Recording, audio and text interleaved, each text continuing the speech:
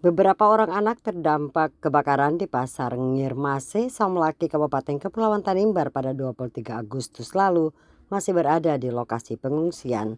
Sebagian anak terdampak kebakaran tetap bersekolah, namun beberapa di antaranya tidak bersekolah karena seragam sekolah dan alat tulis hangus terbakar. Levina Rani Luturmas, korban terdampak kebakaran, mengakui anaknya yang bersekolah di tingkat PAUD tidak bisa ke sekolah karena seluruh alat perlengkapan sekolah hangus terbakar. Dirinya berharap adanya perhatian pemerintah dalam memberikan bantuan alat-alat sekolah bagi anak-anak terdampak kebakaran di Pasar Ngirmase. Perempuan pun pakaian seragam, alat tulis, sepatu, tas, semuanya pokoknya pakaian semua terbakar habis.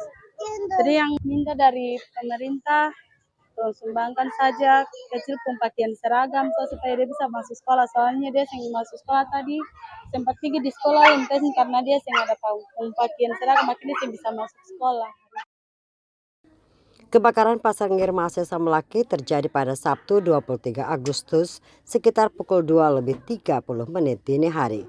Berdasarkan data kepolisian setempat, kurang lebih 50 kios terbakar. Kebakaran diduga akibat ledakan yang bersumber dari kompor minyak tanah milik seorang pemilik kios di Pasar Ngirmase. Dari Samlaki, Kabupaten Kepulauan Tanimbar, kontributor TVRI Redemptor Resi melaporkan.